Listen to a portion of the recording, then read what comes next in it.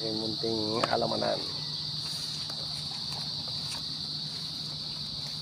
At mamaya po magpapa-spray tayo. Makasulit naman tayo maski kaunti.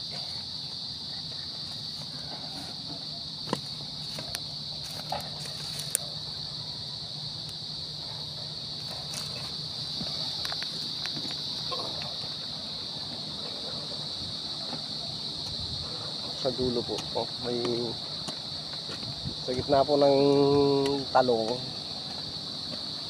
may tumubong papaya.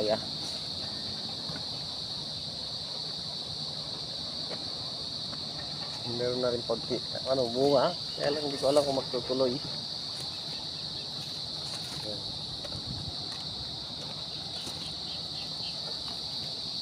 Kailangan mabantayan na ulit itong talong, marami na uling ma-harvest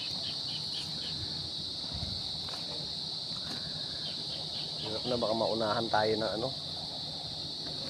uod.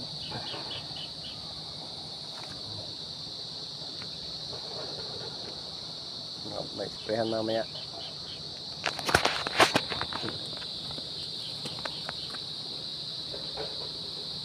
Bali 2 puno yung papaya na tumubo. Ayan. Saka ito. May lumalabas ng bunga yung isa.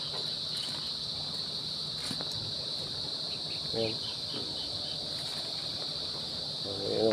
Malaki na rin sa ilalim na talong.